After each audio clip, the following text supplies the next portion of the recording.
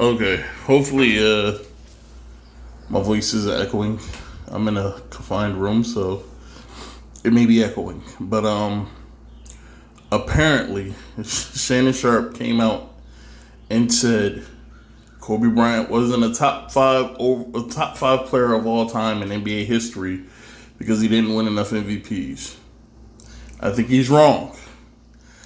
I think Kobe is not a top five player, period. I don't care if he has 2 MVPs, 3 of them, 4 of them. Okay? All MVP says is that you had an outstanding, in the eyes of some, you had an outstanding regular season. That's it. Doesn't mean shit in the playoffs. I mean, how many times have we seen an MVP go on to win the NBA Finals, and win the MVP in the NBA Finals? How many times? We don't see it very often because it's damn near impossible. Okay? We don't see it very often. Not even in football. All right? Like, when was the last time we saw an MVP actually win the Super Bowl? Like, it doesn't happen very often. Okay? So Kobe has 1 MVP. The reason why, like, to me, man, I think Kobe is just very overrated is because Kobe had an incredible knack for knocking down really ridiculous shots. Now, if I'm going to make fun of Steph Curry for his shot selection, because Curry actually knocks down his bad shots, so does Kobe. Kobe shoots more bad shots, bad twos, bad threes. He shoots more contested shots, more bad shots than anyone, and he makes a lot of them, a lot more than you would think. He makes them. Okay, there's even if anybody ever watches Real 85, I'm pretty sure somebody watched it. If anybody's ever watched It's Real 85, he did a video on Carmelo Anthony and his incredible knack for just zoning his teammates out. That's what Kobe does. Kobe does that. Kobe does that. He was a ball hog. Kobe did that. Okay? Kobe was not the kind of guy that you could trust as an owner to kind of galvanize the troops and get the job done. He wasn't that kind of guy. He needed Phil Jackson. And I'm gonna say this, and it's gonna sound incredibly blasphemous and disrespectful, but he needed Derek Fisher. Now, when you go back and you look at those teams that he won titles with, all of them were Derek Fisher at the point guard position. Now, I'm not saying that they won every year that Derek Fisher was there, they won titles. That's not what I'm saying. But every year that they did win a title, Derek Fisher was the point guard of that team. Derek Fisher even left, I think, after the year they lost to the Detroit Pistons. Derek Fisher left the team. Went a bunch of different places. He even ended up in Utah. Okay? He came back to LA the year that Phil Jackson ended up back there. He came back there, and they won 2 more titles. So this is why I always tell people, listen, that Kobe needed 3 things to get the job done. All right, Kobe needed 3 things really to be an effective teammate. He needed Phil Jackson. He needed Derek Fisher. And he needed a big man that was at least a perennial all-star. A Pau Gasol, a Shaquille O'Neal. He needed that. You go back and you look at those years where he was at his most effective in winning titles. He's had the mixture of the 3.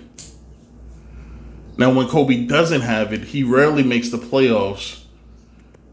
I mean, dude is a stat monster, man. But, like, if you look at Kobe's career without Phil Jackson alone, like, it's just a bunch of years of him missing the playoffs. And sure, most of them was at the end of his career. But still, it counts. If people are going to count Jordan's Wizard years, I don't know if it was 1 or 2 years, but if they're going to count that, like, his later years has to count, man. Like, they have to count. This dude was dead cap money because he wasn't even playing at his highest level. He wasn't playing at any level, like at any level where you would say this dude is an all-star, but he made the all-star team. I don't know how many times in those later years he made the all-star team, but I wouldn't be surprised if he made it, most of those years because, for some reason the all-star selection is just ridiculous. When Iverson could have such a shitty year but still make it to that's when the All-Star game is just kind of retarded. But I would say that Kobe is not a top 5 player because a top 5 player, teams win because of those players. You look at a Bill Russell back in the 60s, back in the 50s, 60s.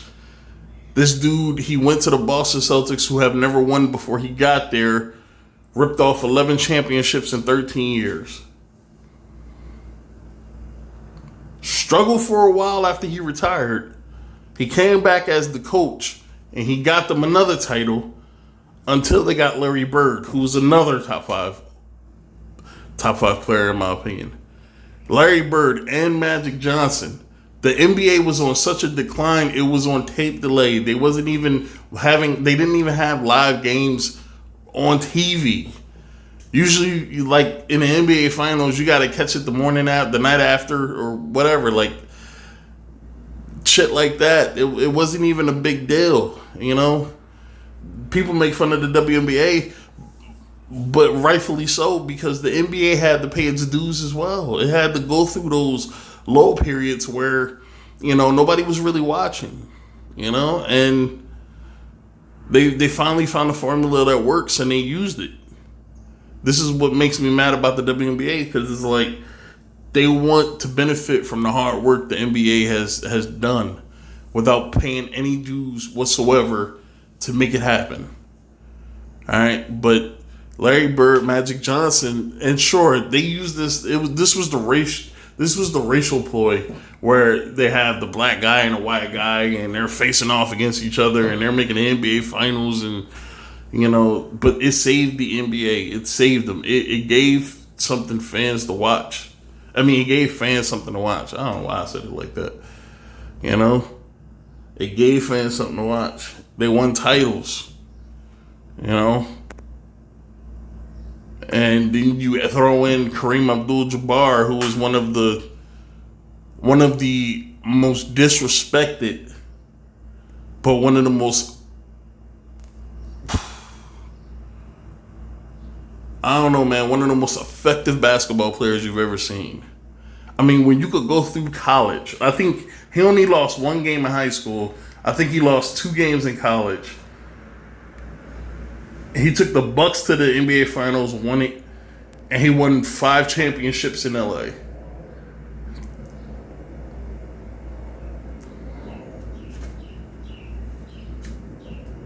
And then in the later half, in the middle of the 80s, but where he started to become a little more prominent, you have Michael Jordan.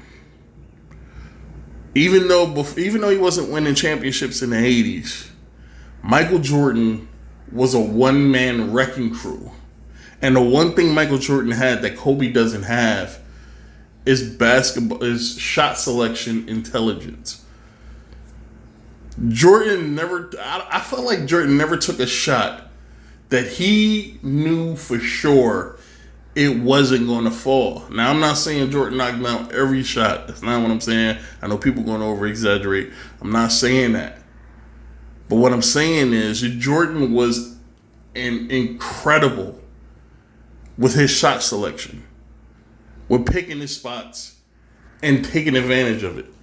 I mean, I've never seen a basketball player who could demoralize somebody with his words and then abuse them with his game. Like, I've never seen a player do that at that level, where he could trash talk you, make you doubt yourself, and then he'll just take your head off on the court. It happens.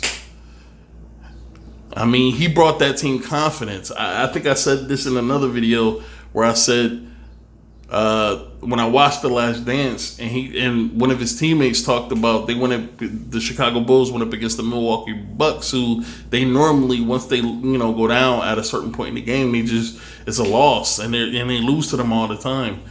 And he said once they went down in that game at the end of the third quarter, everybody on the team was like, "Well, it's over again. It's over." And Jordan was like, "It's not over yet." And Jordan led a one-man wrecking crew trying to get that team back in the game, and I believe they beat the Bucks. That right there, man, that inspiration through your play, through your attitude, that shit is contagious, and your teammates, they feed off of that. And he was able to get that team to the playoffs regularly. I believe that he made the playoffs every year, if I'm not mistaken. He might have missed. He might have his rookie year not made the playoffs, but through the '80s they were in the playoffs. They might have lost in the first round, second round, but they were in there mixing it up with the Giants, mixing it up with the Celtics, the Pistons. They were in there, man. And I don't know. I just don't think Kobe is on that level. I don't think he's on that level. When you lose to the Phoenix Suns, man, with Steve Nash, and I don't want to disrespect Steve Nash. Steve Nash is one of my favorite players, man. But when you lose to the Phoenix Suns, who are a joke, the Phoenix Suns were a regular season juggernaut, winning 60 games in back-to-back years. Steve Nash winning 2 MVPs. But when you lose to them in the first round, when you have Kobe fucking Bryant, the guy who was looked at as the best player in the NBA, because at one point, Kobe was considered the best player in the NBA. And you can't beat them with the best player in the NBA? I mean, sure, LeBron did lose this year to the Phoenix Suns in the first round, but there were so many extenuating circumstances. I'm not saying it doesn't count, but context is important. But LeBron in his, let's say LeBron in his 10th year, he's like 28 years old. He is currently the best player in the NBA. Can you see LeBron losing to a team like the Charlotte Hornets or what are the Charlotte Bobcats at that point? They might have been the Charlotte Bobcats. Let's just say if he went up against the Charlotte Bobcats with Steven Jackson and Gerald Wallace in the first round, and they beat him 4-2. Can you see that? Can you see LeBron losing in the first round like that? I mean, how many times has this dude went up against the number 1 seed in the conference and destroyed them? The year before they got Kawhi Leonard, the Toronto Raptors were the number 1 seed. They were the clear best team in the East up to that point. They got to the second round against the Cavaliers and they swept them off the fucking floor. So, I don't know, man. Like, I will put LeBron up there before I put Kobe up there. And I wouldn't put LeBron up there because I don't think and I don't like comparing eras, man, because it's hard to do that. But if I had to, Kobe, is he a top 10 player? Probably even not, man. Like, I don't know. I think Kobe's years where he didn't have Phil Jackson, I think were so lackluster, and there were a lot of them, a lot more than when he had Phil Jackson. I think there were so many of them, and they really didn't do anything. I don't know. I think that it was too many of them, where he had the opportunity to show how great he was, and all he could do was be a stat god. That's it. He was basically James Harden, but without all the wins in the regular season. And without the MVP, well, James Harden didn't win the MVP either. But yeah, he's at least with James Harden, his teams are winning 50, sometimes 60 games. But when Kobe played, man, his team was like 40, 45 wins, maybe a 50-win season here and there, a 30-win season. Like, I don't know. I just think that he was too ineffective. But, now that Kobe is dead or whatever, now people are going to overestimate his ability, man. When Allen Iverson dies, oh my God, can you imagine People talking about this dude being one of the greatest guards of all time. Like, I mean, I'm talking like top 5. No. Listen, man. It's okay to respect somebody's ability. Kobe can do things that I could never dream of. Kobe could do things in his life that I could never dream of. And I'm not envious of it. I'm actually glad that I was able to watch Kobe play basketball. You know, I was actually glad that I was there to witness some of the things that he was able to do. But never, like, if I feel a certain way while a person is alive, I'm gonna feel the same way while they're dead. If I don't like you while you're alive, I'm not gonna, oh my God, he was a lot better than I thought he was. You know, he wasn't that bad of a person. No, I'm gonna hate you still. You know, it's kind of sad that you're dead, but I'm gonna hate you still. You know, like, nothing is gonna change. That's what you call consistency. You know, that's what you call being authentic. Just because Kobe died tragically, but just because he died does not mean that his basketball ability should be over exaggerated, you know? And let me say this, let me throw this in there real quick, man. I used to play NBA Live like back in the mid 2000s with my little cousin. I was probably 16, 17, something like that. And what I used to love to do was start a franchise. We fantasy draft the entire league. We pick our players and we simulate the seasons to see who could build the best team. So my cousin wasn't that into this because, you know, I don't know, it's just some weird shit that I'm into, but we did it, right? And the only thing my cousin would say was he wanted Kobe. That's it. He said he don't care who else is on his team. He wanted Kobe.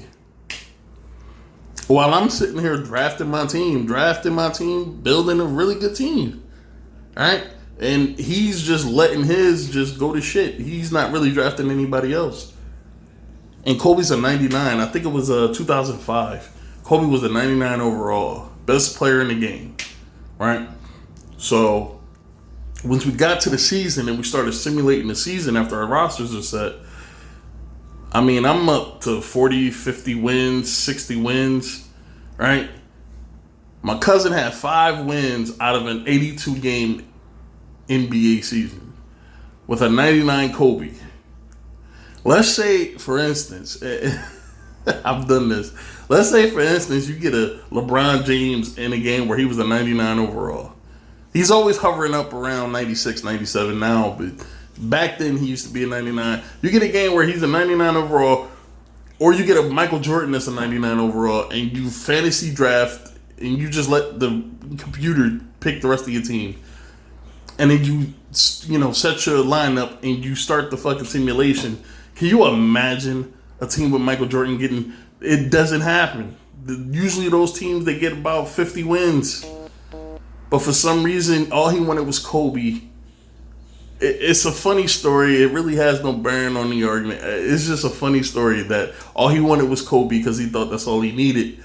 And all he could muster was 5 wins. It was hilarious.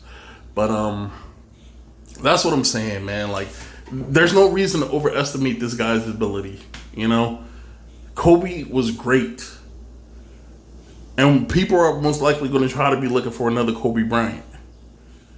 All they're looking for is a Michael Jordan version 3, but hey, that's it, man. That's all. I made this video just to say I don't think that Shannon Sharpe, well, his argument for why I don't think that's really a strong enough argument. The argument he's making. But I will say that he has a point that Kobe's not a top 5 player. There are other players that was far more effective at their job as the leaders of their team than Kobe was, and Kobe was not a leader. There are more times than not. Sure, Michael Jordan had times where, he's punching teammates and he's giving teammates such a hard time that it kind of drifts them away from the game. Sure. But when you go and you look at The Last Dance and you watch Michael Jordan talk about people who thought that he was such a bad person for the things that he tried to do as the leader of the Chicago Bulls, and how that shit makes him feel, you know, because he starts crying. He starts crying at the thought that people think that he was such a malicious person, you know, when all it was his competitive nature. That's all it was. When a guy wants something so bad, not too many people know what that feels like. And like at that level, like not at that level, but that intense feeling of wanting something so bad that you just start crying, man, because it's like you don't know what else to do. And it's not something that you can directly affect, so it's not something that you can make changes to ensure that you get it. And all he wanted was to win. And you could see it that he wanted his teammates' respect, but he wanted to win. And while he was crying, he said, you know, if this is not the way you want to play, then don't play this way. But this is the way that I wanted to play. And it was him, you know, harping on the fact that he was trying to make his team adopt his mentality. Adopt it. Because the story when I said that he was in that Milwaukee game, he was trying to get his teammates to not believe the game was over, but to fight until the end. It was him trying to get his teammates to adopt the philosophy. That's a leader, man. It's not you saying, I'm the best player, follow me because I'm better than you. It's you being so competitive that the thought of losing makes you want to vomit. And you want your teammates to be so fucking hungry for it, and you're trying to help them be so hungry for it that it makes them want to vomit. Losing should make you want to vomit. That's how competitiveness works. You know, the people that are really fucking competitive, it makes them sick at the prospect that they can lose. So they'll try anything they can to avoid that. It sounds crazy, sure, but that's the way competitive nature works, man. For people that have it so intensely. But I don't know. That's it, man. I kind of started going on a little soliloquy at the end. But rest in peace, Kobe. You're not top 5, but he is one of the greatest players of all time. And when I say greatest players, I mean like on a list, at least top 50, which is never a bad thing. When you talk about the NBA's been around since the 1930s or 40s or whatever, and you know, there's so many players. Top 50 is a goddamn blessing. All right? It's not like they think if you're not top 10, you're nothing. Top 50 is great. That's why they had an NBA 50 back in the 90s. But that's it, man. I'm done.